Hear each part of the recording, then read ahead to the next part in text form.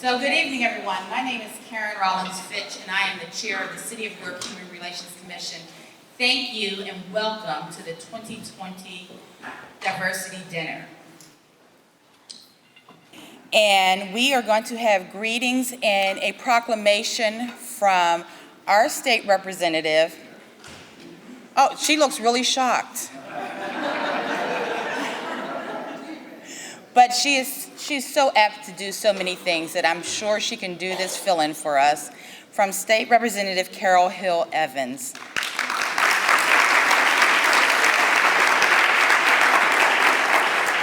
Greetings, everyone. So yes, that look of surprise was genuine. I wasn't expecting to give greetings, but you know what? It's just such an honor to be here, to look out and see so many people. You're packed. This is awesome.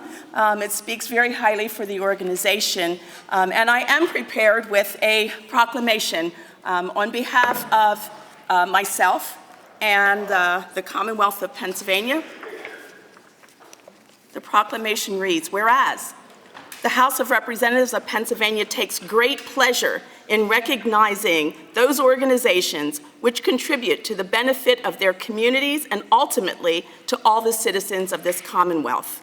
The City of York Human Relations Commission is being honored upon the momentous occasion of its 45th anniversary during its 2020 Diversity Dinner, which is held, of course, this evening. The City of York Human Relations Commission administers and enforces the anti-discrimination ordinance of the City of York by performing intake and investigating complaints of discrimination in housing, employment, and public accommodations. It also monitors and reports crimes and other civil tensions and engages in workshops, meetings, community outreach, and collaborative efforts to promote diversity, equality, and nonviolence. Throughout its history, the City of York Human Relations Commission has made inestimable contributions to the welfare of society through a sense of fellowship and through its programs, which are designed to enhance the quality of life for all. A succession of dedicated leaders and staff members has made this possible, keeping ever mindful of the noble missions of the organization. Now, therefore, the House of Representatives of the Commonwealth of Pennsylvania salutes the City of York Human Relations Commission upon its richly deserved recognition, offers best wishes for continued growth and success in the years to come. And it is signed by the Speaker of the House, Mike Torzai, and myself, Carol Hill Evans. Thank you.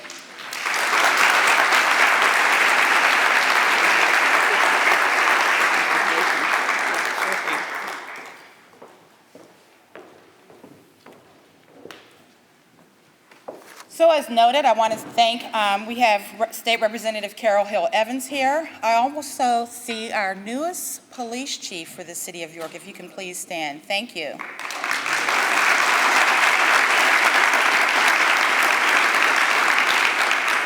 And that's a warm, robust welcome to York City. And now, if we can have our invocation by Pastor Ramona Kynard.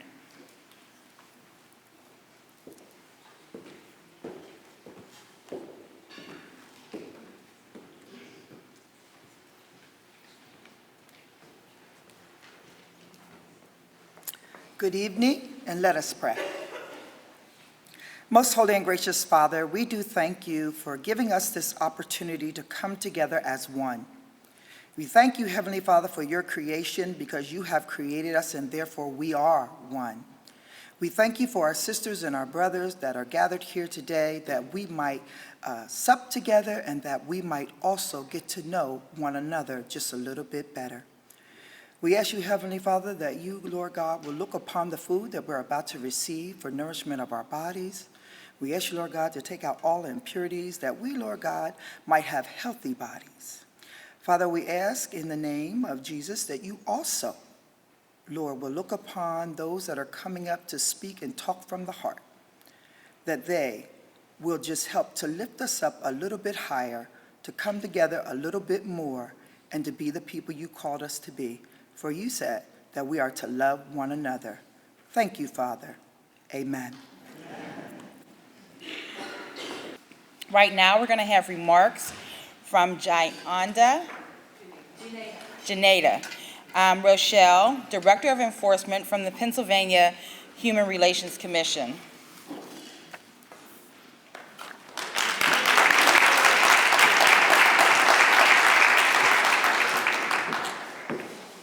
Thank you. I truly apologize. It's okay.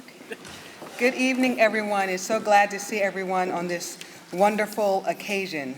Like she said, my name is Janeda Rochelle. I am with the Pennsylvania Human Relations Commission. I have been at the commission for 12 long but really good years. I wanted to find something different when I worked in the private sector, and so I saw the job posting. I thought, this is something I could do. This is something that can really make a difference in someone's lives and in my life. So I've been there for 12 years. Like I say, I'm now the Director of Enforcement. The agency is a small agency, but we do great work. We are passionate about what we do. So I bring you greetings from our Executive Director, Chad Dion Lassiter, and from our Chairperson, Joel Bolstein. So I was looking at the information for tonight, and this year's theme is 45 years, celebrating their 45th anniversary, and the importance of confronting discrimination. So let me give you a few facts about discrimination in Pennsylvania. We have approximately 12.8 million people in the Commonwealth. However, the state agency only docketed, meaning we only accepted 1,182 complaints. That is less than 1% of the population. Less than 1% of the population. So we have work to do, my civil rights companions. We have things that we need to accomplish.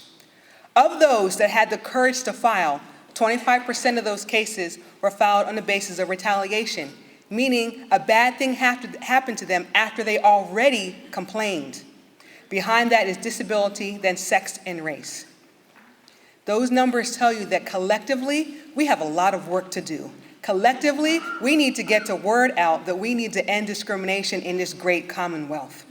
Collectively, we have a charge, and that's to educate everyone that we know that they have rights. They have a right, as we like to say at the commission, to live, to be educated, to go about and do your business, to have a job free of discrimination.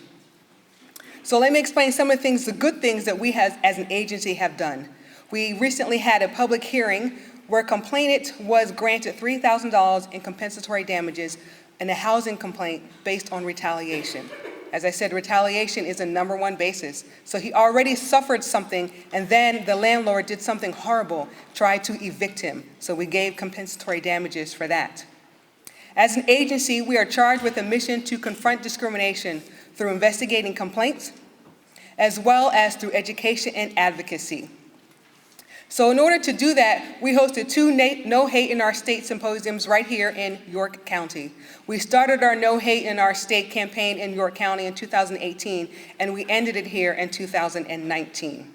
We also held our first sexual harassment conference in Philadelphia in May of last year. We had Jennifer Storm from the Victims' Rights Advocacy, and we had Tarana Burke, the leader of the #MeToo movement. We felt that in the age that we are in, it is important that we begin to understand sexual harassment and we begin to give it voice so there is no more silence and that people can go to work free of being harassed in any way, shape, or form. We also launched our Social Justice Lecture Series, and we've heard from Eddie Pabon and Damon Young. In addition, we began a youth community engagement project with 3 schools in Pittsburgh, because we understand that we won't be here forever. And so we need people who are younger than us to get out there and do what we started to do and have a passion to educate people about their rights, have a passion to see change, and have a passion for discrimination to end as we know it. We also began to host the film The Hate U Give with youth in Hazleton. Hazleton, as you know, has had some serious issues. We had a commission meeting there, and we heard some of the most horrific stories of the students of Hazleton School District. It literally just broke your heart. So we started the movie The Hate U Give to allow them to give voice to their pain and to allow them to express themselves in the appropriate manner and again, ignite a passion in them to begin the work that we all do and that we all love. We held a public discussion on anti-Semitism with the Attorney General Josh Shapiro and our Executive Director. And from that, we learned of the deep connection that once was between the Jewish community and the African American community. And we also learned that we need to begin to strengthen that bond again. The civil rights movement worked very well because it was a Jewish community, it was African American community, and we worked together. Again, we have work to do if we want to end discrimination in our great Commonwealth. Partnership is the key to confronting and enforcing and eradicating discrimination. Together, collectively, we can do our part. Together, collectively, we can make an impact on not only York County, but we can make an impact on our state as well. So thank you. Congratulations to the City Commission on celebrating their 45th anniversary.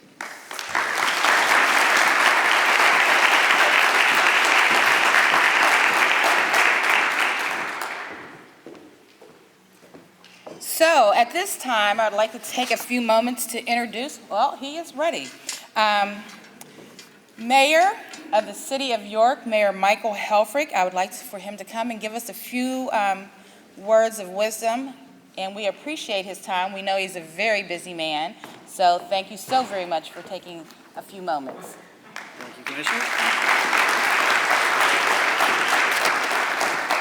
Thank you, everyone. I think I bring more words of thanks than wisdom, so I see a lot of wisdom already in this room. Good evening. I want to thank you all for coming here tonight to support a safe and diverse York City. I want to thank the York City Human Relations Commission and the staff for organizing this outstanding event. Year after year, the HRC puts their heart into this memorable event. The impact of this night cannot be overstated. For tonight, we honor the 45 years of legacy, history, and results of a commission whose job is so greatly important to all of us. It is the York City Human Relations Commission's job to safeguard our city residents from unlawful discriminatory practices by performing the intake, investigation, and adjudication of complaints of discrimination against our community. This is an extremely important mission. As a diverse city, our strength comes from our differences, from our uniqueness, from our many races, cultures, backgrounds, creeds, sexual orientations. From our different points of views, ideals, and opinions, York City is indeed a melting pot. It's a mecca for diversity and inclusion, and it is imperative that we continue to support this commission. Their task is noble. Their responsibility is great. I am proud to be the mayor of a city that is fortunate enough to count on these great commissioners and their staff to represent the very best of us, our humanity. The York City Human Relations Commission enforces the notion of equality, freedom, and social justice, the very notions that the late Reverend Dr. Martin Luther King Jr. fought so hard to achieve through respect, love, faith, and hope. How fitting it is this night as we approach the holiday of the man who continues to inspire a nation to be not divided, but united. A nation that is not hateful, but kind, respecting one another for all that we are, not for what we are not. It is the York City Human Relations Commission's mission to protect the integrity, dignity, and quality of all Yorkers from those who defy all that makes America the beacon of hope it continues to be. Our diversity is our strength, and I'm proud to have these great commissioners ready to represent all that we are, all the good in this city. I want to thank the keynote speaker for being here tonight and inspire us to be even more diligent in our fight against discrimination. And I congratulate all the award recipients, including small and large businesses, for your hard work, dedication, and commitment in making York a more open and equitable place for all Yorkers. Thank you.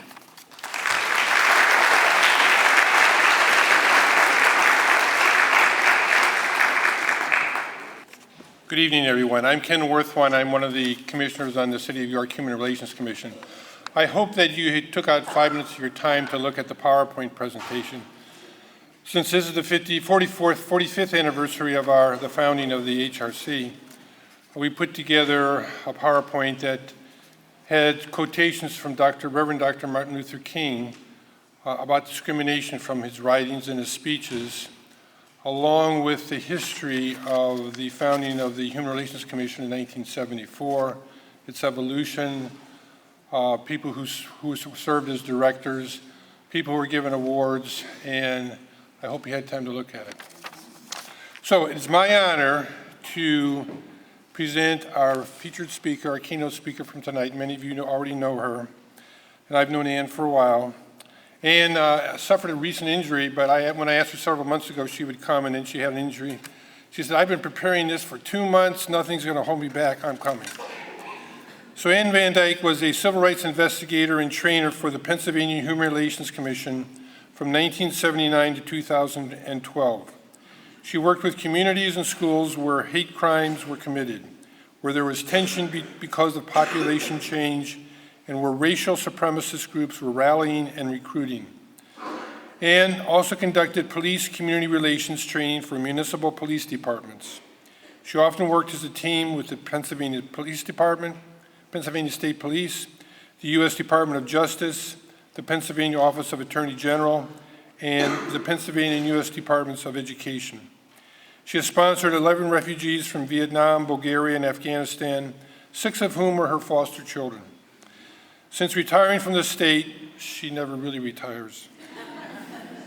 She continues to do volunteer work related to civil rights, violence prevention, and poverty through the Community Responders Network in the Harrisburg area, Heeding God's Call to End Gun Violence, the Common Ground Community Center, and Gather the Spirit for Justice. Her motto is, do good and have a good time. So it's my honor to present Ann Van Dyke.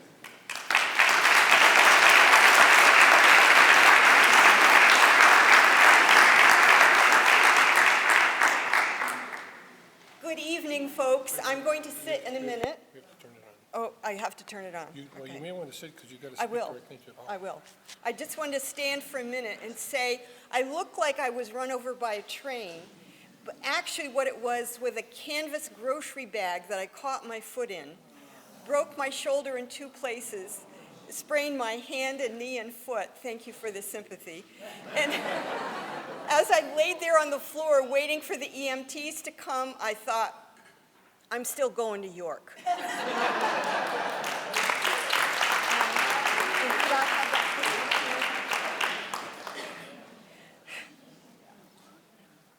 So I have to sit now. Okay, so several months ago, Ken asked me to do this presentation. Can you all hear? Oh, all right, let me get closer. Several months ago, how's this? Oh, several months ago? Several months ago, before I was laying on the floor, Ken asked me to do this presentation, and I was so honored. Thank you so much. You must have overwhelmed the microphone. There you go. How's this? All right, all right. Anyway, so he says to me, your theme. So when Ken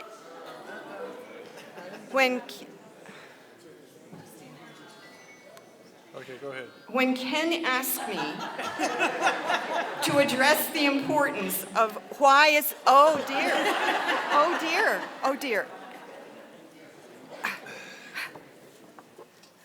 All right. So Ken says, why is it important to continue to confront discrimination? So here was my immediate reaction to that question. Okay, there you go. How's this? Boy, this better be good after all. So Ken says to me, so why is it important to continue to confront discrimination? Here was my immediate reaction. Because we are responsible for one another. That's all she wrote. Actually, that's not all she wrote, but it could be. Our responsibility for each other is the fundamental for human society, for healthy human society. It is the most basic form of reconciliation. My second reaction to why is it important to continue confronting discrimination was, we can write anti-discrimination law until the cows come home, and it will have no impact if it is not enforced. Fighting against discrimination includes not just informing likely targets of their rights and informing those with power to discriminate of their legal responsibilities and repercussions if they violate the law. It also includes having easily accessible and usable anti-discrimination law enforcement agencies, and it must include establishing an accessible and establishing a community moral tone that rejects bigotry and truly welcomes diversity. As I thought back about my connections with York, the county and the city, I think I first started working with your HRC here in 1988, related to increasing activities of groups like the Ku Klux Klan in the county and across the state and across the country. Throughout my years with the State Commission, York reported the most hate group activity of any county in the state. Now, what made you different was not that you had a lot of hate group activity, but that you reported it. You were not saying, if we ignore this, it will go away. You were dealing with it. We knew there were other counties with as much hate group activity or more than you, but they were not reporting. There is a lot of pain in York's history, and there's a lot of strength and resolve to set that moral tone that rejects bigotry. When I think about how crucial a community moral tone is, I think about what I experienced as a child and as a teenager.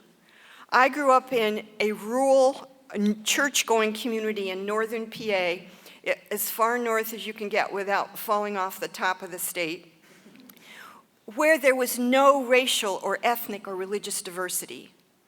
I was raised in a community of good folks who would never intentionally harm someone, but who were nonetheless fearful of demographic change, which is another way of saying fearful of natural, normal human difference, and who felt a sense of responsibility only for people who were just like them.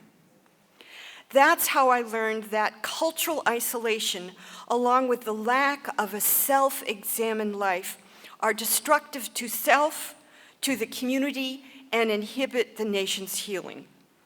Though I never experienced or even worried about experiencing rejection because of my skin color or religion or sexual orientation or ability, disability, or ancestry, I did understand. I have to do half of the quotes tonight. And I need quotes a lot. So I did understand early on that because of my gender, I was less capable, less valuable. I hear women going, I understood that my half of humankind was born with less intellectual and leadership potential, and that we were fit for a limited number of careers and could not expect the same degree of success or credibility as men. Even though I had a very hardworking mother, a smart, hardworking mother, and a kind, supportive dad, by the time girls in my generation were preteens, the rest of society had us convinced that our primary value lay in how attractive we were. We did not get the message early on that brains or character were highly valued in women in America. And I am heartsick that in so many ways our little girls and young women are still getting the message that first and foremost is their sex appeal. My mother worked in a factory where there was a list of women's jobs and a list of men's jobs, and all the men's jobs paid more than all the women's jobs. My mother and her other women coworkers were regularly subjected to being groped by male coworkers. It was a joke, the male said.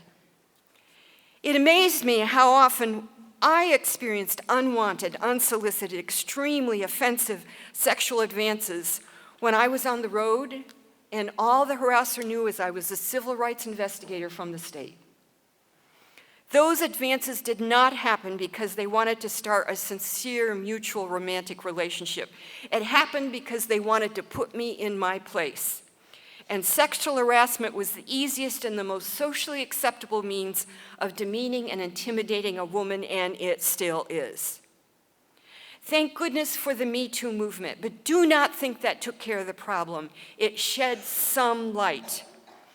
Sexual harassment does not necessarily have a lot to do with sex. It has a lot to do with power, abuse of power. It is women who are unprotected and work alone, like women who clean hotel rooms or work in restaurant kitchens. Have you noticed how many sexual harassment claims are against McDonald's? Or who do low-paying blue-collar work and cannot simply quit and move on to another job. They are the most common targets of sexual harassment as well as other forms of discrimination. They are the ones who simply have to put up with it in order to survive. Look at employment statistics. The people who experience the most under and unemployment and the lowest wages, they are the women who have the least ability to control their workplace well-being, and they are disproportionately women of color. There are a lot of angry women out here. We are angry because of how our mothers were treated. We are angry because of how we've been treated, and we are angry about how our daughters and our granddaughters and women getting out of prison or who are undocumented or are unskilled and are desperate for work, we are angry about how they continue to be treated. Have you ever heard the expression, scratch a woman, find a rage? That's what we're talking about. May I see the hands of the women who know in their gut what I'm talking about.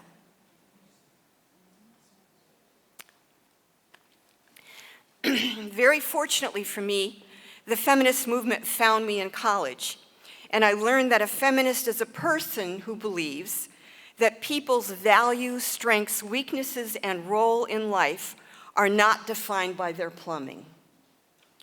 They are defined by each person's heart and mind.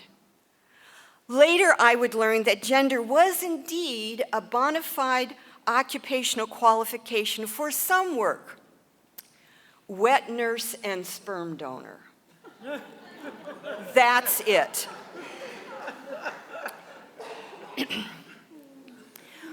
When I moved to Harrisburg at the tender age of 20, I thought that when it comes to racism and prejudice based on religion and ancestry and all those other isms, that there was none of that stuff in me. And to my dismay, I found I was full of it. The cultural isolation I referred to earlier allows us to believe that negative stereotypes sometimes taught children through jokes. I think of the jokes I heard as a child. Black jokes, Jew jokes, Puerto Rican jokes, gay jokes, moron jokes, and stupid women jokes. If it demeans, it is not a joke. We need to commit ourselves to not telling them, not laughing at them, and if someone else tells them to speak up and at least say, not around me, because we are responsible for one another. Now a word about age discrimination. When I first started working for the commission back in 1979, I guess it was, the protections against age discrimination did not begin until the age of 62. Then it was lowered to 55 and then finally to 40 because it became clear to the legislature that age discrimination does indeed begin around the age of 40. My close friend Dorothy is about 7 years older than I, and when I was in my 40s, she told me that about the time I hit 50, I would begin to disappear. I was sure that would not happen. And then about the time my hair started to gray, I began having trouble getting the attention of clerks and waiters and various technicians. I checked with women friends about my age who confirmed experiences of becoming invisible and being treated as if they were incompetent. So a couple months ago, I was out to dinner with a couple other women, and we were grousing about disappearing with our gray hair and being treated as if we had fluff for brains, when a young waitress called me Hun. After she left, I grumbled about how patronizing that felt, and one of the other women, a tall, beautiful, well-educated, professional woman with dark skin, sighed and said, "When they call me Hun, I am relieved because it means I'm welcome there." I was very humbled to hear her say that. Now, the Civil Rights Act of 1964 was meant to eliminate race as a determiner of one's opportunities and experiences in America. Race is often still a determiner of healthcare, education, contacts with law enforcement, employment, finances, and assurance that no matter what door you walk through, you will be welcomed.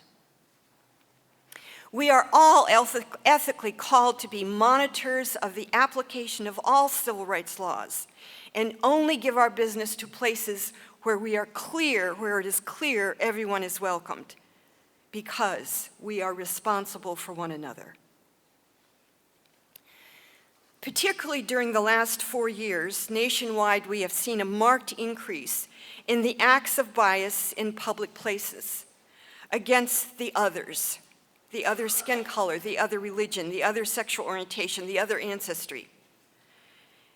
We sadly need to be aware of the different forms of bias that are happening in America. A quick review that will leave you more depressed. The first category is the acts of illegal discrimination as defined by the Pennsylvania Human Relations Act and by local ordinances like York's, and by federal agencies like EEOC.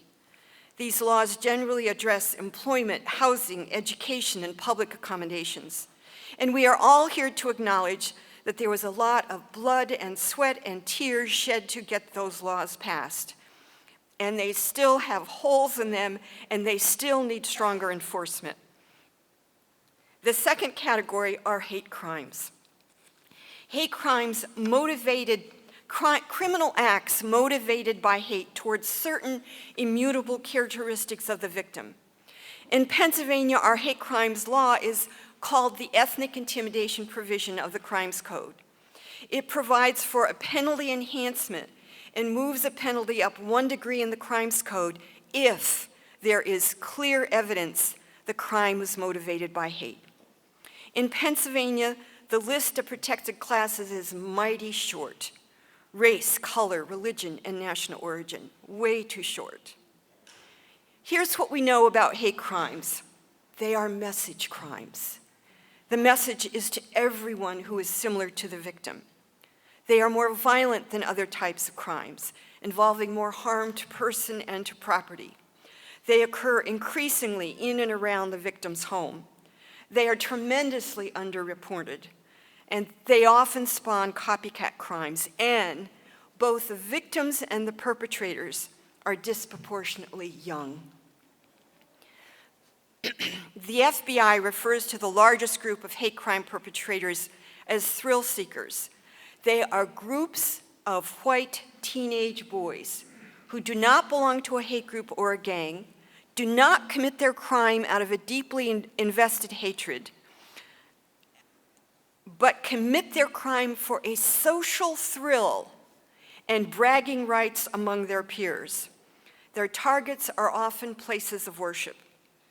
That is a reminder that we must be about setting a community-wide moral tone that rejects all forms of bigotry and gets through to our youth. And then the third type of bias, if you're not depressed enough already, are acts of bias that are protected by the First Amendment.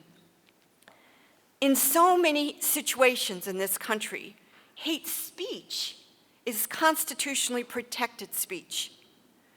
Keep in mind, we have the strongest freedom of speech rights in the galaxy. And a reminder that sometimes what we have the right to do is not the right thing to do. And more about that later.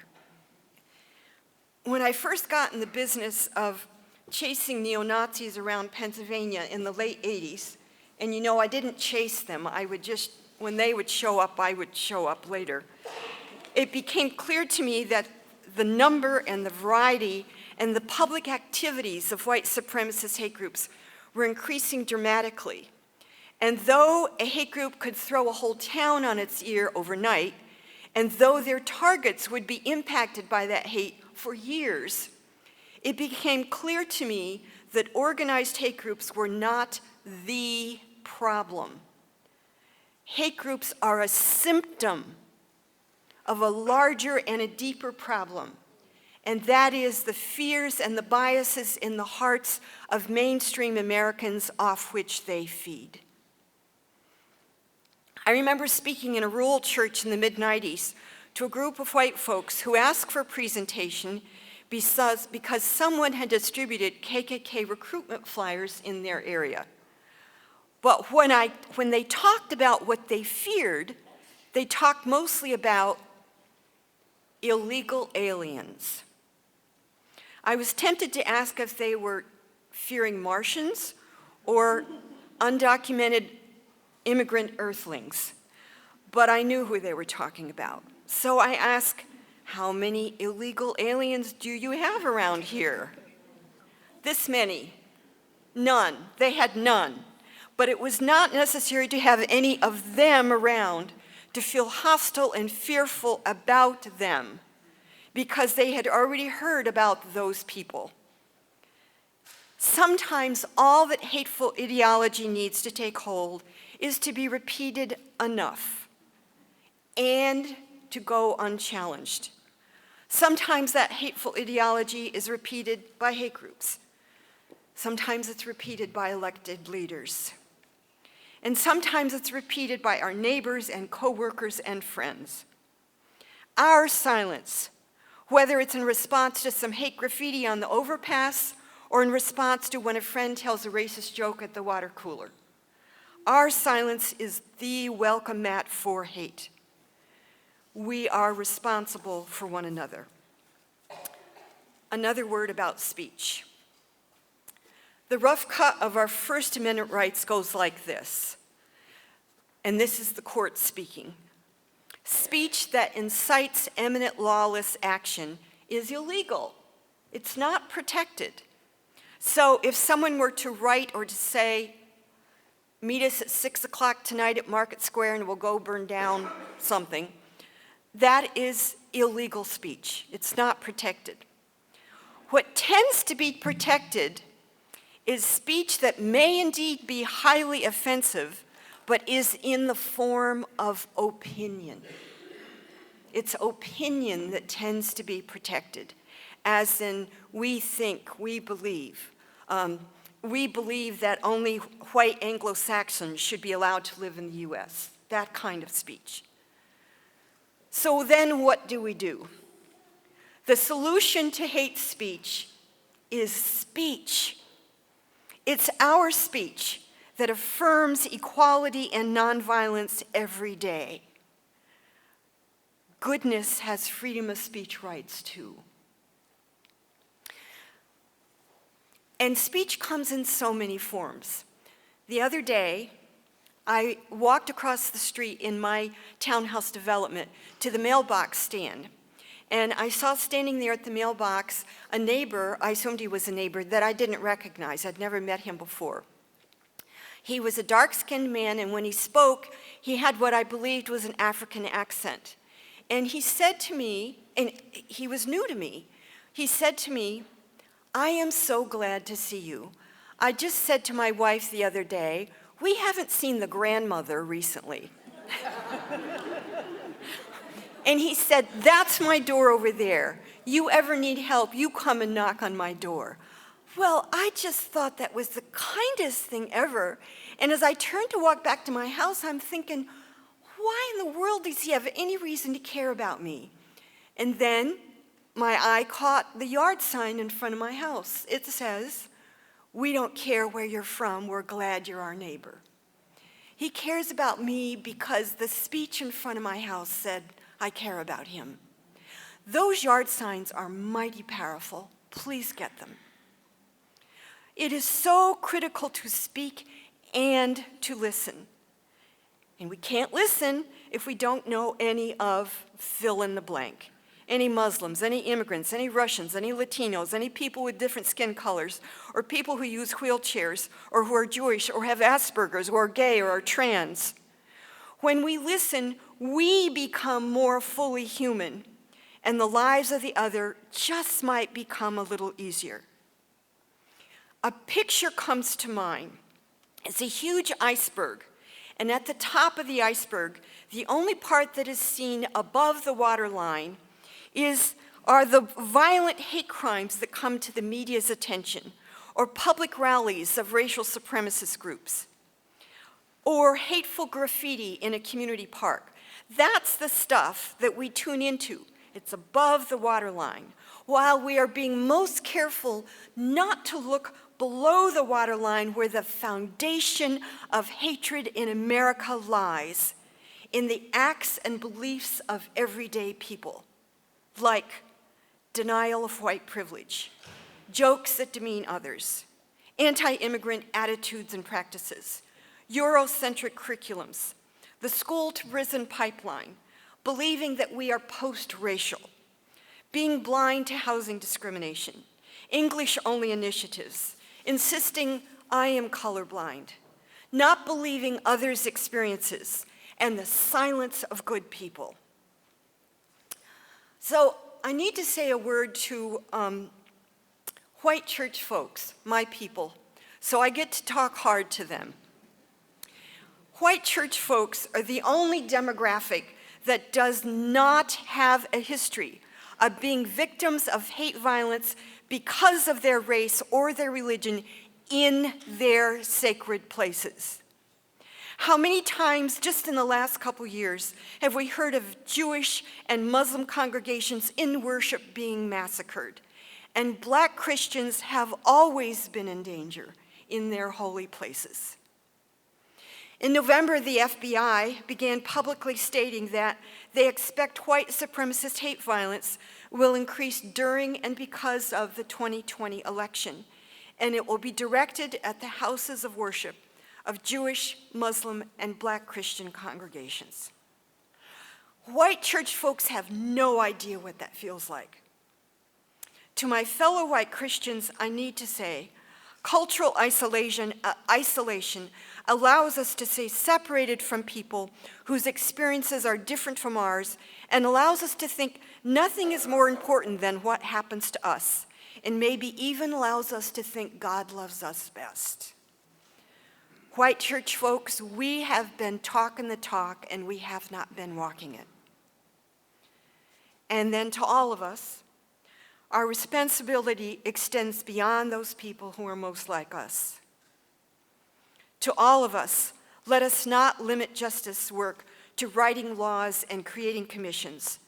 Justice work begins with whom we invite into our hearts and minds and homes and allow to transform us. Justice work includes the lifelong task of looking inward, finding biases within us, asking ourselves how it got there, and committing to rooting it out, a lifelong task. A huge part of continuing to confront discrimination is not waiting until it becomes an act of illegal discrimination, but confronting the bias of everyday people in everyday situations. Speaking up when someone else says something homophobic, Islamophobic, sexist, racist, anti-Semitic, oh, the list is so long. We must speak up if all we say is not around me. We must speak. No matter what day we listen to the news, we have reasons to despair. If we walk around in despair, reasons to despair are all we will find. But if we travel in hope, we will find reasons to be hopeful everywhere. They say that peace does not mean to be in a place where there is no noise, trouble, or hard work. It means to be in the midst of those things and still be calm in your heart. Peace be with you.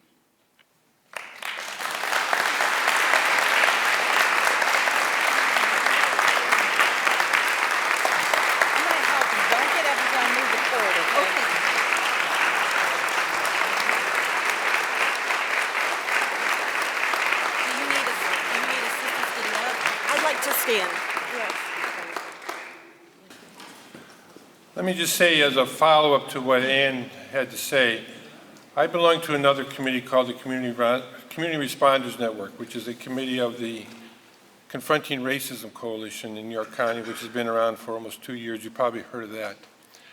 And we are concerned because of the reports from the FBI, 2 of them recently, about the upcoming elections in 2020. So we plan, if we can pull this off, on having a gathering of the faith community from throughout the York County, of the leaders of the faith community in late April, just before the primary election, to discuss our concern and to speak to their congregations about the importance of having civil conversation and to speak up against this hateful speech so that we don't have a repeat of what happened in York County 3 years ago. So just to let you know, hopefully you'll hear more about that. Well, we're going to begin now with the award presentations. Since this is the 45th anniversary of our City of York Human Relations Commission, we thought it was appropriate to recognize the former executive directors, some of whom still live in York County. There are 4 of them. 2 are with us tonight. And we wish to acknowledge their accomplishments during their tenures that strengthened our commission and made us more visible in the community. So let me announce who they are and have them stand up. One is Mayor Kay Rogers. She served from 1985 to 1989. Stephanie Seaton, 2006 to 2013. And 2 people who are not with us, Kathy Ash, 2001 to 2005, and Steve Bush from 1990 to 2000. So we're very fortunate to have them with us tonight and all the effort they put in.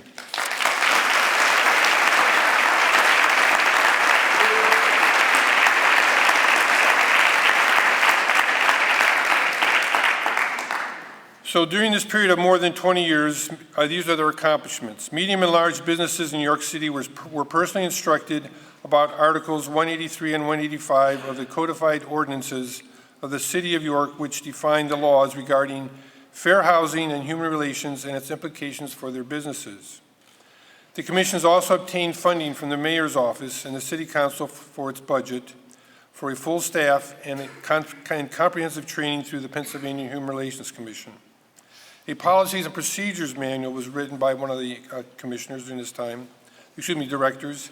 This has been revised and we still use it today. The City Council, with the encouragement of one of the directors, passed enforcements and remedy powers for the Commission. Sexual orientation and gender identity were added to the ordinances as protected classes. We're one of the few cities in the state that has this as part of our protected groups of people. So that's sexual orientation and gender identity. The state does not have that. The Commission's designation as an equivalent agency to investigate housing discrimination led to the Commission's collaboration with HUD and was an important source of funding for our Commission for a long time. When white supremacists came to York in the early 2000s, our Commission was one of the key organizations to develop alternative programs for city and county residents. Doing so drew attention away from these hate groups and emphasized the importance of respect, acceptance, peace, and nonviolence in our community. And finally, our Commission, along with the YWCA, was one of the founders of the yearly Unity March for the city to affirm the importance of nonviolence and acceptance of all groups within our community. So we wish to thank these directors for the time and effort they put forth in making our Commission a success for the past 45 years.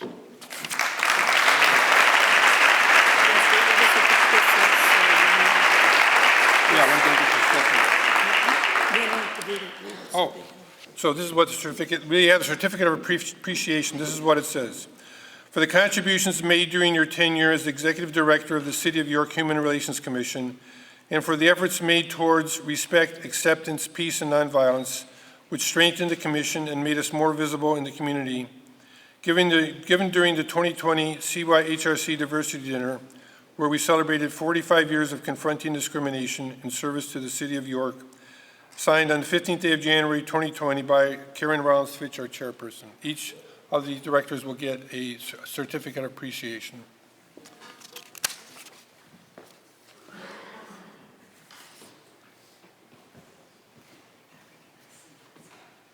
Oh, one more thing. I have a number of things I'm responsible for tonight. If there are any other people in the audience who served on the Human Relations Commission in the City of York, would you please stand up? I know of one person, Cindy Mitchell. Cindy, where are you out there? There's Cindy. Is there anyone else who had previously served?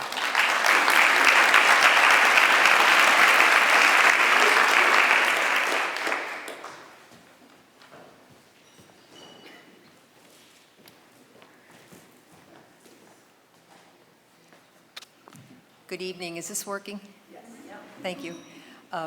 If I didn't get to say hello to you, my name's Jean Buckingham. I'm one of the commissioners. Thank you very much for being here this evening.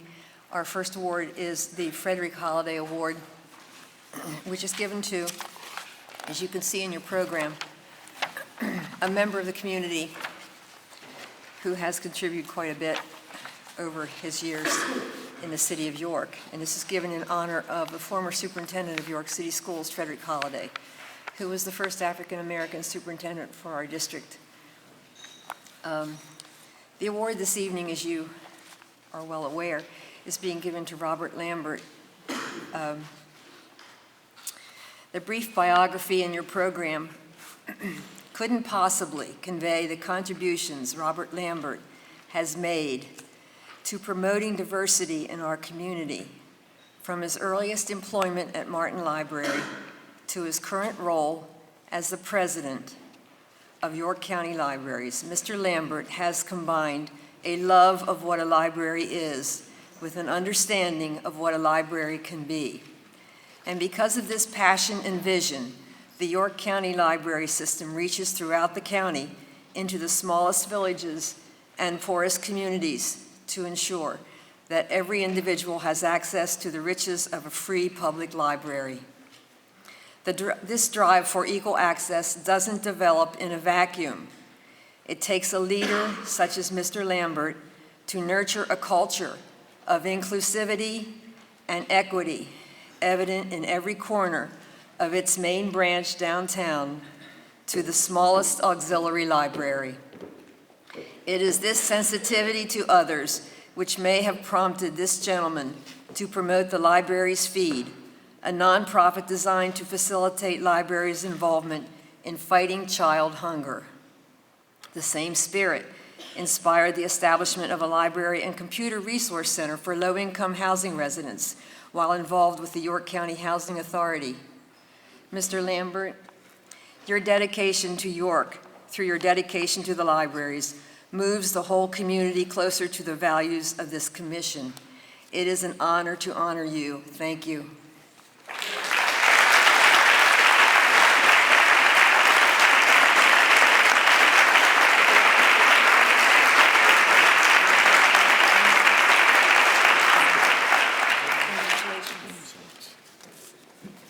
Good evening, everyone. Wow. When I got the call from Jean, I was like, you sure you got the right person? Thank you so much. To the Human Relations Commission, I want to say thank you for embracing me and for nominating me for this award. To my family, I want to say thank you for your love, for your patience, for your understanding. You guys should know that this award is for you as well. I want to give a special shout out to my mother. Stand up, Mom. You're recognized.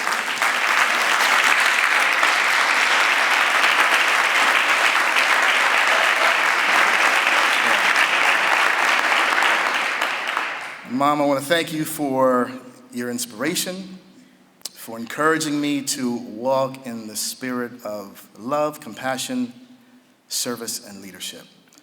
And lastly, I want to applaud the students that are going to be recognized here tonight. Let's give them a round of applause.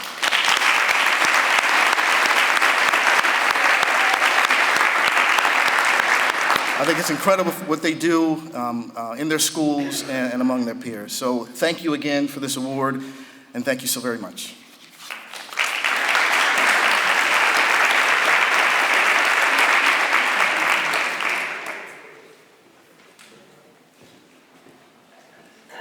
The next award will be the Large Business Award presented by Dr. Worthwine.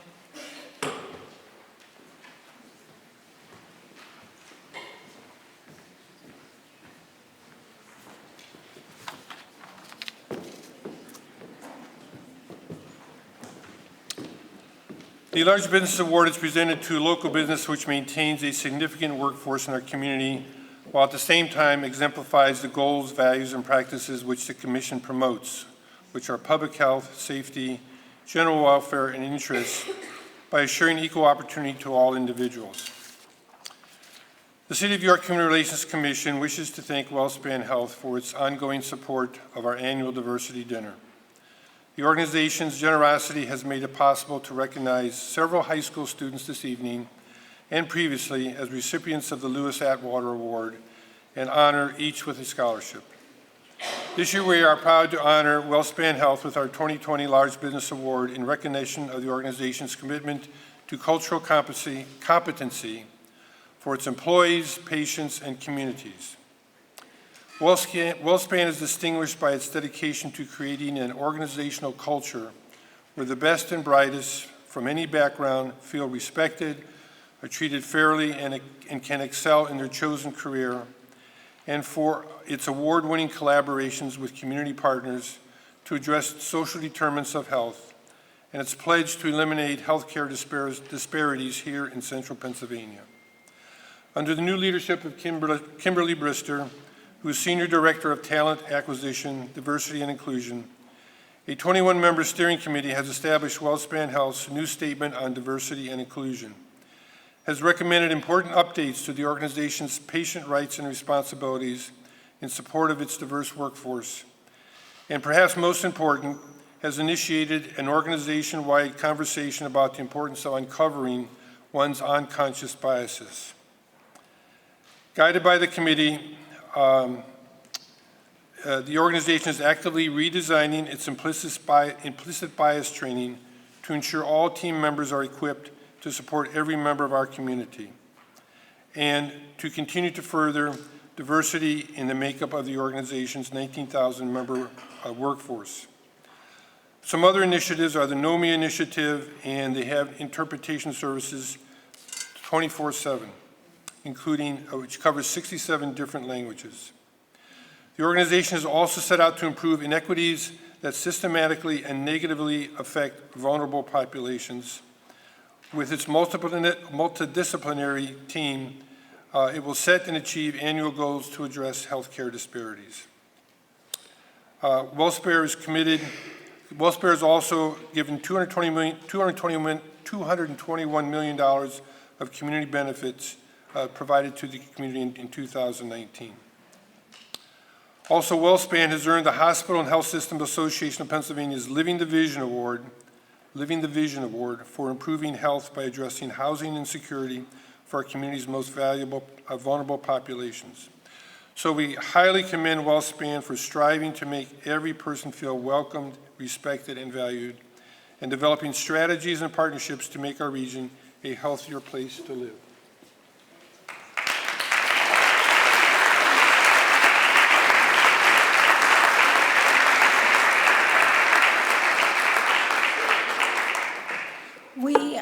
My team, my colleagues and I are here and very honored to be here this evening and very honored to receive this award. While our work is extremely important, the work that the York City Human Relations does is equally as important. And so thank you for this honor, but also thank you for the work that you do in our community. Thank you.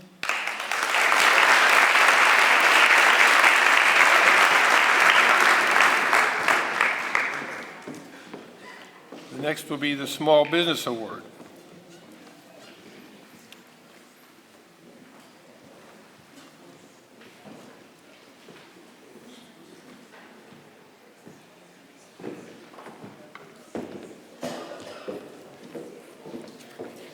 Good evening again. And we are going to proceed with the Small Business Award presentation. And I am honored and I'm privileged to present this award. I have known this lady to my right, Carmelita Bones. She's an icon of our community. She has been a leader, a community, she has been a fighter. And I know her for years, and I'm just honored to be here with her and Osiel, that I saw him when I was like this big, and now he's that big, like my kids. And we are here to present the Small Business Award to, I'm pretty sure all of you know because I have seen you there, Mi Caldero Restaurant. Yeah, Mi Caldero Restaurant. Bringing my culture to you people from Puerto Rico. And by the way, now that I'm saying that, I would like all of you to keep my people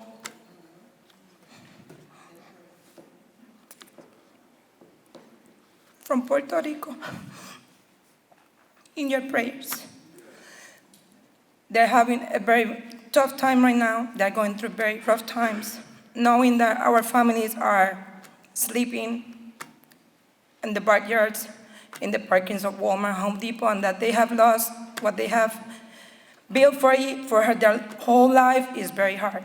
But I know that God always hears our prayers, so please keep them in your prayers, and let's hope that everything, gets well pretty soon, okay? For the small, For the Small Business Award, Mi Caldero Restaurant was established in York, Pennsylvania in 2009 and serves Puerto Rican cuisine and is in South York Street.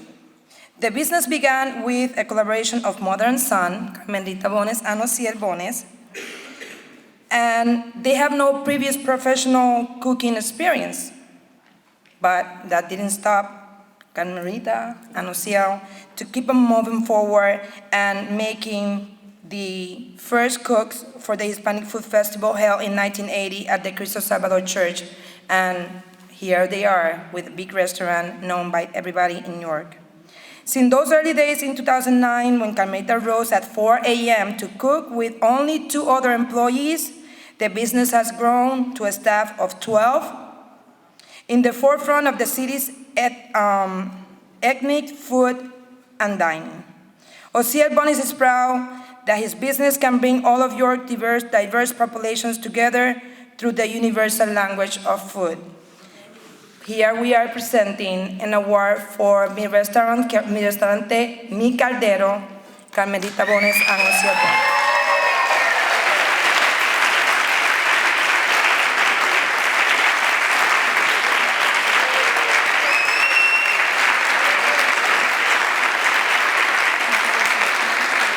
Now, since we are all about surprises, I want to say that for those of you who know me by email and all the calls that I did, I was working very hard. And this event right now is just an amazing end to a lot of hard work with my committee.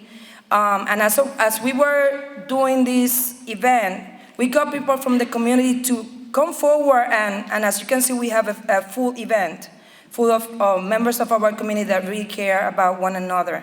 And as I was doing that, I received a call from one of our own artists from York saying, you know what, I was at this event one time, and I just got inspired, and I created that beautiful painting.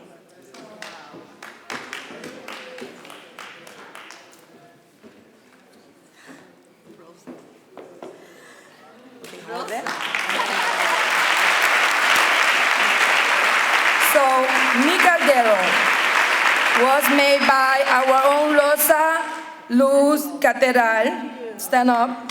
She's one of our artists from York.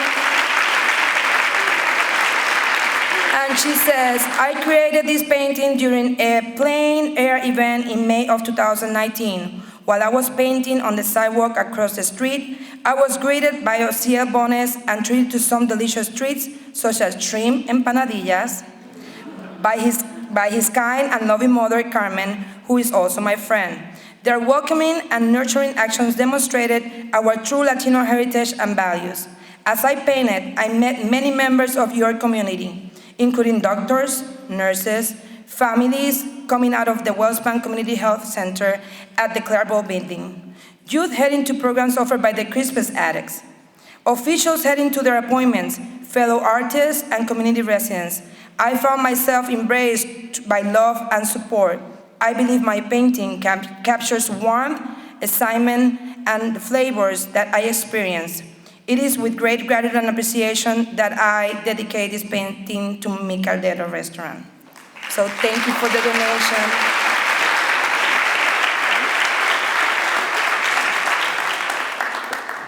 I feel, I'm very humbled to receive this award, and when Debbie called me, I said, no, I don't want to be there, and, she said you need to be there. But one of the things about looking at this audience right now is that most of you, I know a lot of you from my old days when I was working at WellSpan, and when I was a social worker at the Spanish American Center, and I worked very close to the Human Relations Commission with Steve. I remember Steve Bush, and was part of that board also, and working with Housing Authority and all that. And it's so nice to see how York has grown. And also I remember Dr. Werthwein when we discussed some of the issues in the city, right? And I think this is the community that has grown a lot, but it needs to grow more, and we need to be more united. And one of the things is we still have work to do, and we are, our old generation, we have to teach these young kids how to get involved, because we are not going to be here forever. And this is one of the things that I'm so proud in my 41 years living in York. I never felt like I've been prejudiced, but also I have feel for my people. And that's when it comes, when you feel the pain.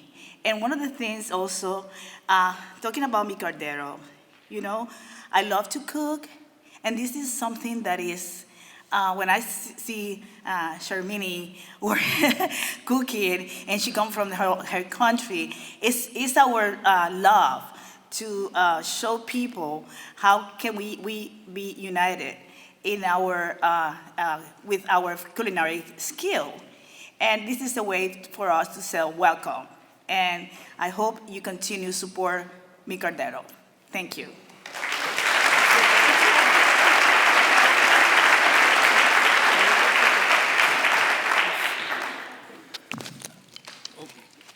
I just want to say thank you. I'm truly humbled and honored by this award. I want to thank you, all of you, so many familiar faces that I see on a regular basis and I've seen over the past 11 years. Just want to thank you again, truly honored and humbled. We've received, awards, but this one is really special to us, to my family, my father who's also here as well, and our close friends and family that have always been there for us. So we thank you again.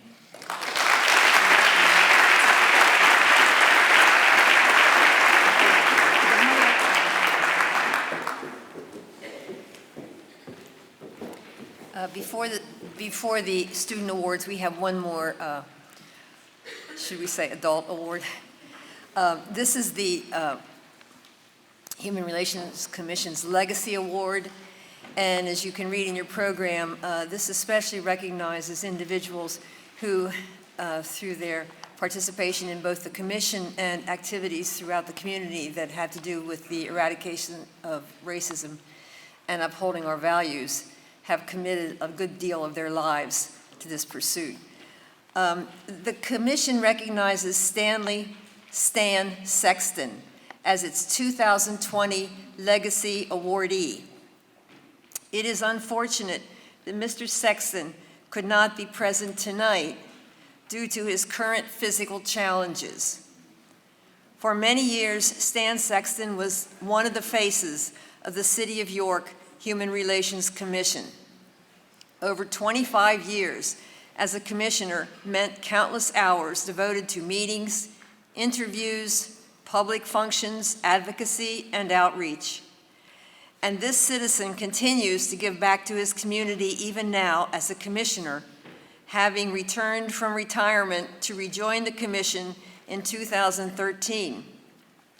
Mr. Sexton was part of the commission which in the 1980s grew into the enforcement agency, which today serves as an important outlet for citizens with discrimination grievances. His tenure also marked the addition of sexual preference to the list of protected classes in the city's anti-discrimination ordinance. This addition made our commission unique in the state, if you can believe that. There is no other ordinance, there is no other commission which I'm aware of, which also includes protection for sexual orientation. I think we need to be very proud of that and protect it. Let's see. Without sacrifices of time and energy such as Commissioner Sexton has contributed over the years, York City could not have continued to exist for 45 years. We hope these words of appreciation reach Mr. Sexton from tonight, and may his spirit of commitment inspire others to pick up the torch. Thank you, Stan Sexton, from the commission you served so faithfully.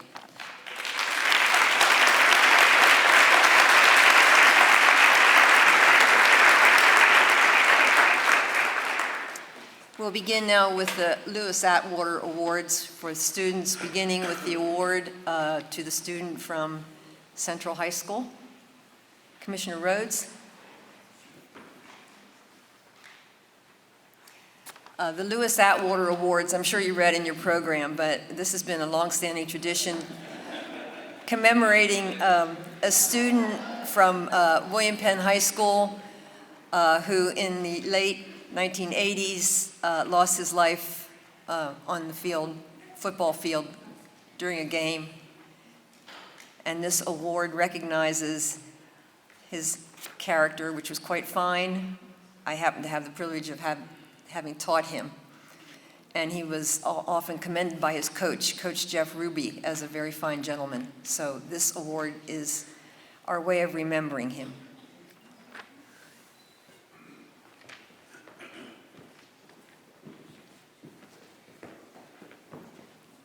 Hello, everyone.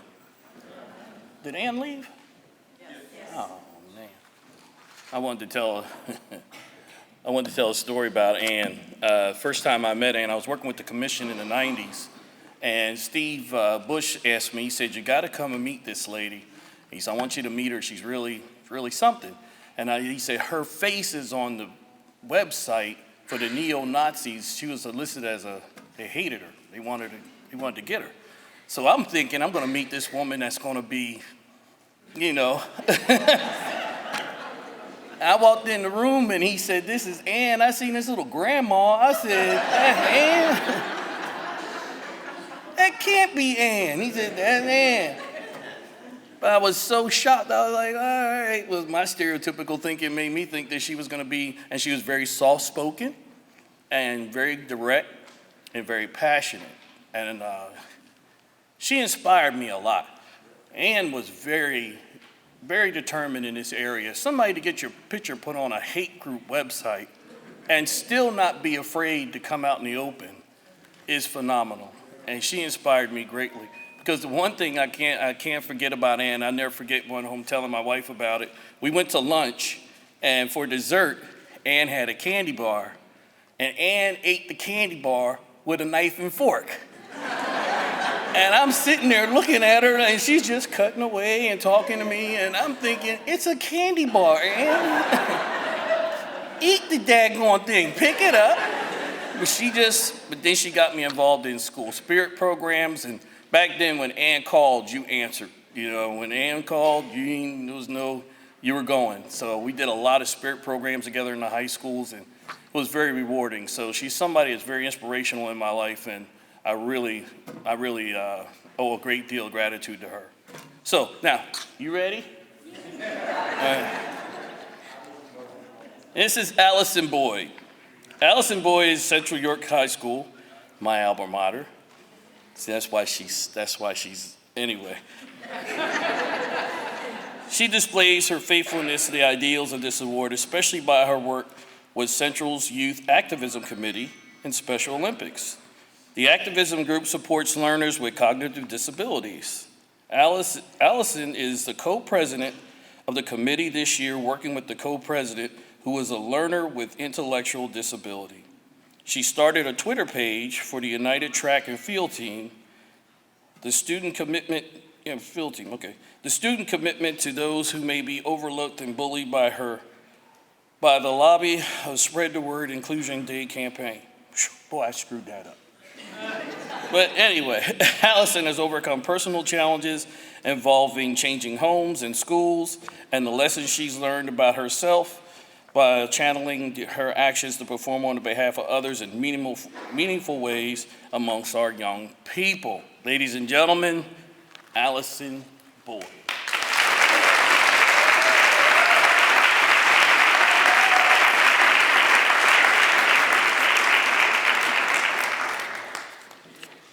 So, okay, maybe. So I'd like to start off with a quote. Every adversity, every failure, every heartache carries with it the seed of an equal or greater benefit. Napoleon Hill. I have learned that life has its challenges. You can either be overcome by challenges or flip them into something better. I saw hate in the eyes of someone that I loved, and it broke me. It took me a while to piece myself back together, but once I did, I knew I had to make a change. I moved to a new house, attended a new school, and was adopted into a new family. This was my fresh start. I knew I wanted to make a difference in my new school. Once I learned that a new sports team was starting in my school, uniting students with and without disabilities, I knew this was my chance to make a difference. I became a leader and mentor in Central York High School's new unified sports. I'd always been aware of Special Olympics, but never been a part of it. It seemed like a fun thing to volunteer with, but was always a someday thing. With the unified track and field team, I could do something today. I could also not just do things for people, but with them. I could develop friendships and create a more inclusive school for everyone. After the start of unified track and field season, I learned we also needed to start a club that helped spread inclusion. So I decided to take on that challenge too. My teacher and I named it YAC, short for Youth Activation Committee. We started to spread the word around school, and we had about 8 people in the club. This was so exciting to me. It finally felt like I was making a difference. Then I had to focus on the sports team, unified track and field. Not gonna lie, I was a little worried. I'm not a very big running person, but I knew it'd be worth it. During our first practice, I met everyone who joined the team, and just seeing the excitement in everyone's faces made me want to cry. Seeing the other kids who for the first time had a chance to participate in high school sports and feel included was amazing. For the first time in my life, I had felt I had a huge part in creating something of value. I want to take this opportunity to thank the City of York Human Relations Commission and for recognizing me and for valuing the importance of inclusion. Thank you.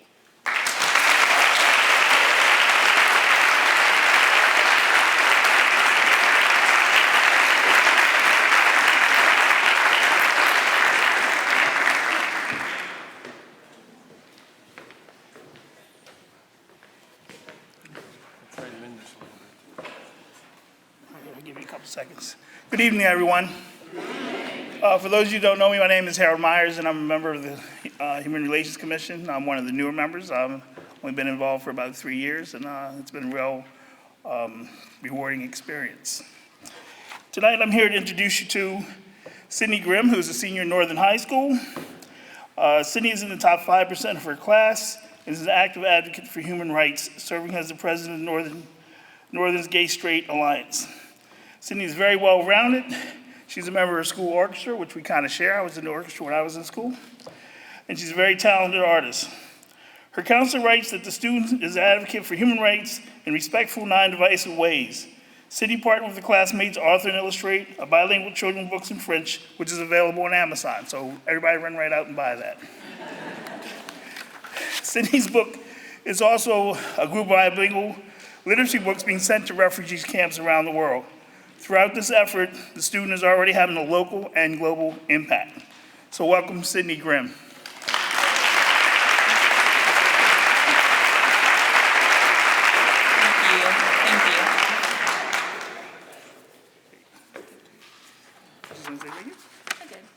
Thanks again.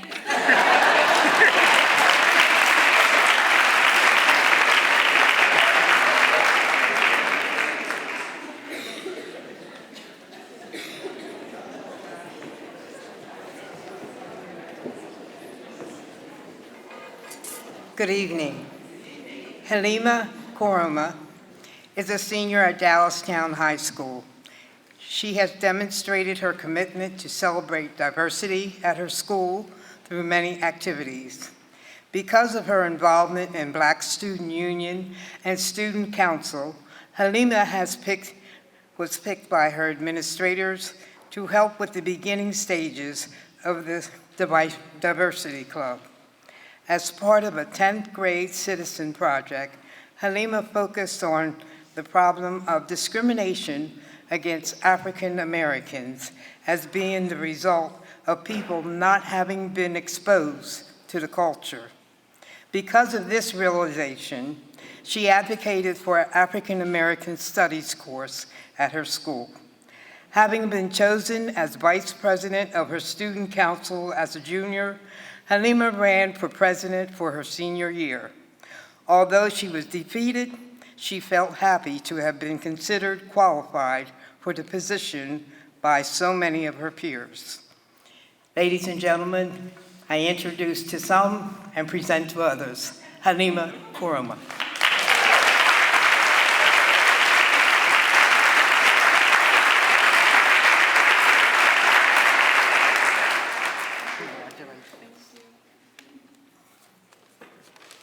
Hi, I'm Halima. I'm currently a senior at Dallastown Area High School, and for those of you who don't know, my school consists of about 2,000 students, and out of those 2,000 students, there are 180, last time I Googled, Black students. Being one of them and a 10th grader in a room full of really smart Honors English 2 students, we were given the task of the Informed Citizen Project. And the project was pretty simple. Pick any problem in the world and solve it. Easy, right? So, of course, like I did, I was like, okay, I want to solve racism. And as I continued my research and put together my PowerPoint and speech, I was like, okay, this is harder than I imagined, but I came down to the thesis that racism is something that is taught, it's something that's learned. People are afraid of what they don't know, so why don't we just teach them better? At my school, we have a very Eurocentric curriculum. We're not taught African American studies, and I was like, I'm kind of tired of learning about the French War and World War this and World War that. I want to learn about African American cultures. I want to learn about my culture. So, it actually took a couple years, not gonna lie, and talked with my administration, the school board, superintendent. Next year, when I graduate, unfortunately, African American Studies will be a course offered at Dallastown Area High School.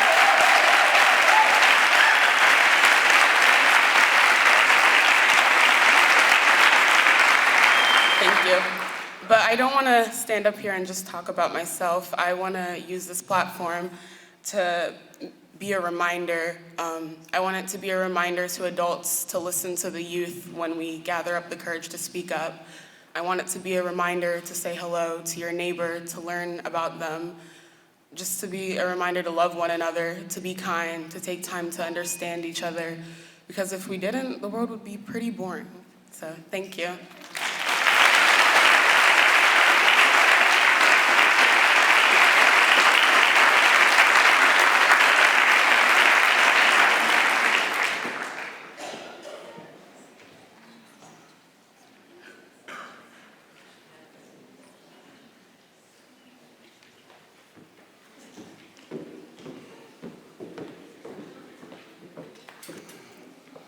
Okay, so we are going to present an award for Amelia Masek. Amelia is a senior at York Country Day School, demonstrates her effort to create harmony at her school both formally and informally. She is a member of the Diversity Club, GSA, and an organizer of Thon, the fundraiser for kids with cancer, because she has a classmate battling cancer.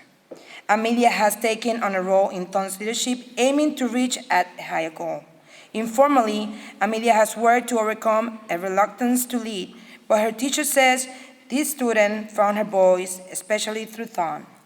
Amelia is seen as a peacemaker, serving as a mediator between broken friendships. It is clear from her recommendation that her school's faculty value these students' maturity and openness, and her counselor adds, she knows how it feels to be other, and she works hard to see that no one else must endure this. It is with a great pleasure and my privilege to present the Lewis Award Louis Atwater Award to Amelia Macy.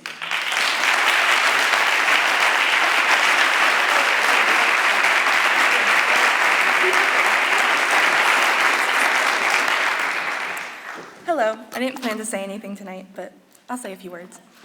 Thanks to my college counselor for encouraging me. Yeah. Okay. I just want to say thank you to my English teacher of 4 years for nominating me. Wave, Miss Spangler. I know you don't like to be on the spot, but... And to my college counselor for working together as my senior advisors to nominate me for this award, and I am honored to be here tonight. Thank you.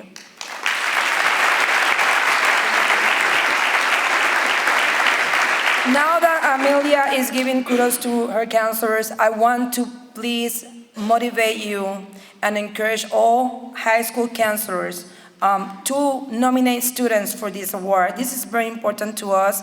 It is very important to them. I think that this is the highlight of our event. This is the most important thing, that we recognize what students are doing across our high schools.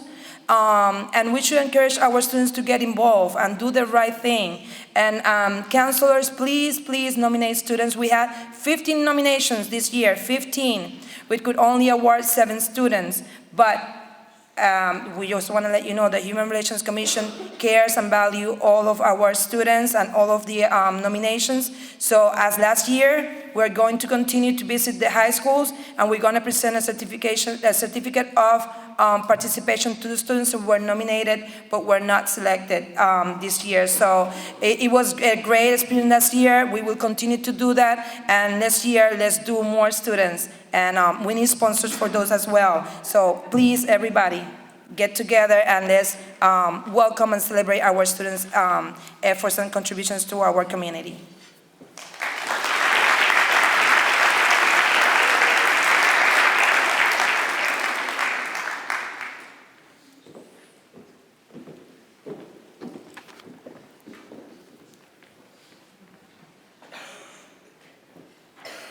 I don't think we've had anyone read off what the certificate actually says, so I thought I would do that. Louis Atwater Scholarship Award. This one is going to be presented to Michael Parker Jr. for exercising an outstanding leadership role in promoting understanding and harmony among diverse groups in your home school, and for the remarkable contributions made towards human relations and human rights. Given during the 2020 CYHRC Diversity Dinner, where we celebrated 45 years of confronting discrimination in service to the city of York. This 15th day of January 2020.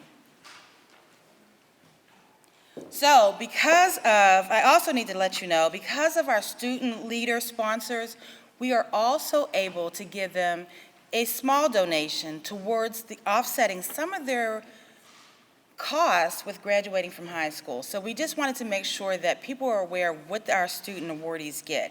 Now, back on to you, young Mr. Parker. Michael Lee Parker Jr.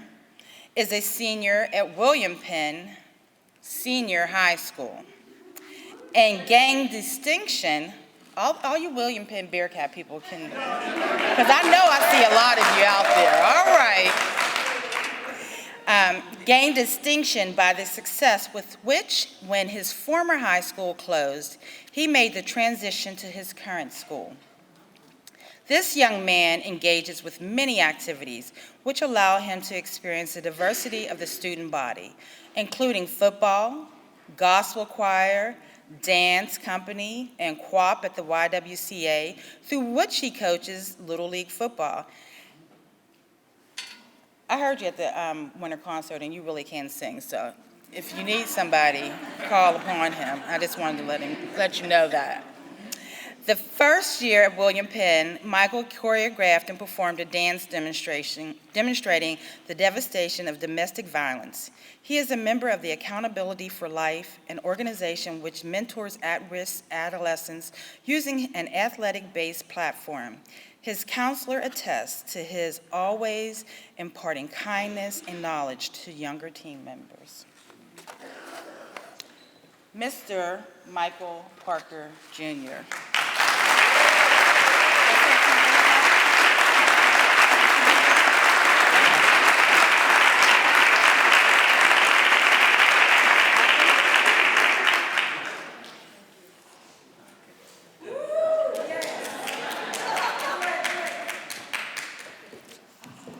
Sorry, I was always the quiet one in school. So, yeah. This is just some of my goals that I have for after I graduate college. In the next 5 years, I'll be graduating from, hopefully and most likely, an HBCU. I'll be getting my bachelor's degree and continuing on with my life to become a professional dancer/choreographer and an entrepreneur. I really want to be a dancer, and hopefully I can also have an acting career, so maybe I can put it together, I don't know. But to me, dance comes first. Now, although I'm putting dance before acting, that doesn't mean that that's my plan A. My priority is entrepreneurship. I've always grown up believing that it's better to work through yourself for other people. And it won't always be the easiest, but I feel like it's the best way to go. After I get my degree, however, I don't think I will go straight into entrepreneurship. I want to start out by getting a job in management, because that will help me to gain more insight on how managing a business would, the ups and downs and the in and outs and stuff like that. I really want to strive to be a manager because that will definitely prepare me for being an entrepreneur. I'm not sure what business I want to create, but I do know that I want to bring my dance and performing arts and incorporate the two together so that they work together and walk hand in hand, so to speak. I want to start having classes that I teach in a shared studio with other great choreographers. Then, soon after, I want to have my own studio space and my own corporation, a little like the I'm a Beast network. This network is led by William Adams, also known as Wildebeest. He has gone from teaching little pieces of choreography to a group of minorities and adults in different dance studios, such as the Tim Milgram Dance Studio, and also one of LA's newest dance studios, the Playground Dance Studio. He's went from these studios to his own dance studio. This building is called the IMA Space. The IMA Space is home to all the members of the Wildebeest. And not only that, but he is now performing and choreographing dance routines for big showcases such as the Carnival. He is now trying to get a bigger building that has a lobby and a recreation space for his members to relax and spend time with each other. The lobby will be used for meetings and scheduling events and appointments. He also is working on a big charity event. I want to be able to teach younger people that there is more to dance. It's a way of life. It's how you carry yourself throughout the day, and it expresses your feelings and tells your story through your passion. I want to provide a home away from home where they can feel safe and build bonds with new people and have friends that they know will have their backs. I also want to show them that you can use dance to give back to your community. I can host different charity events and donate money. I can host performance shows for the public and even do some small performances at nursing homes for the elderly during the holidays. Those are some of my goals for after I graduate.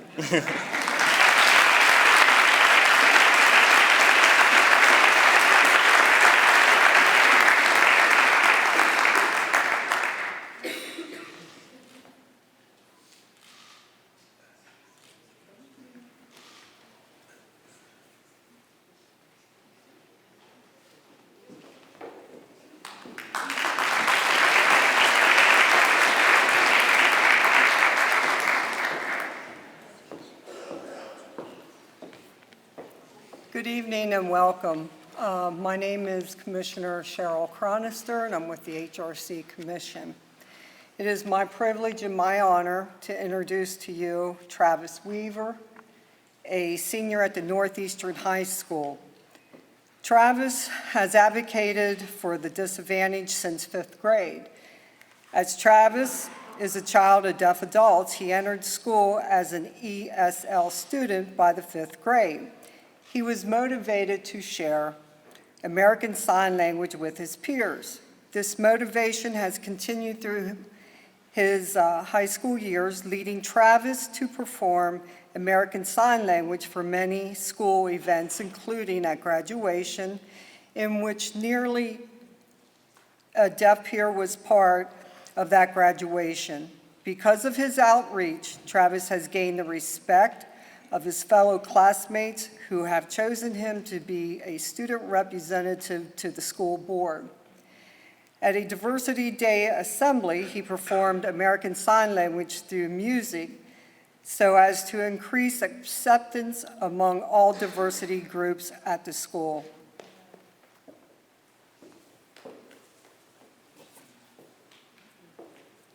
At this time, it is my pleasure and my honor to present to you Travis Weaver, this Lewis Atwater Scholarship Award,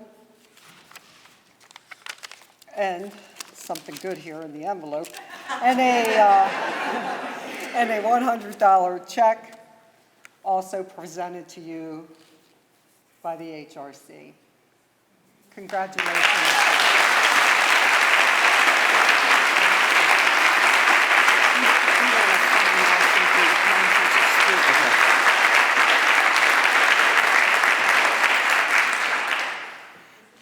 Thank you.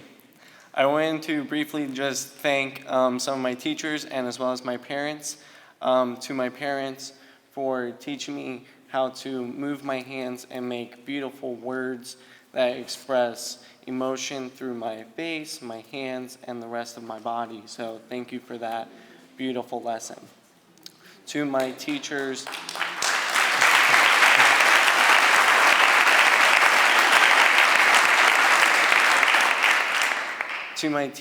Heather Burkhart and Erica Giuliano, for teaching me and allowing me different and many opportunities to present American Sign Language at Northeastern High School.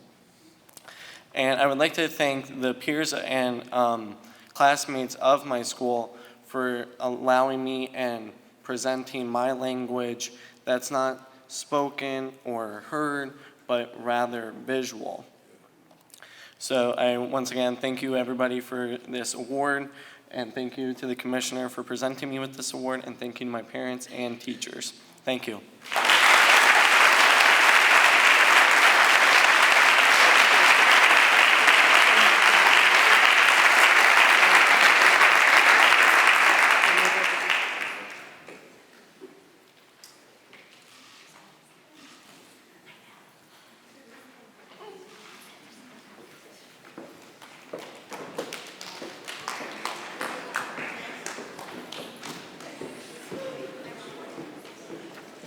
Wow, what a way to end the student award. That was just beautiful.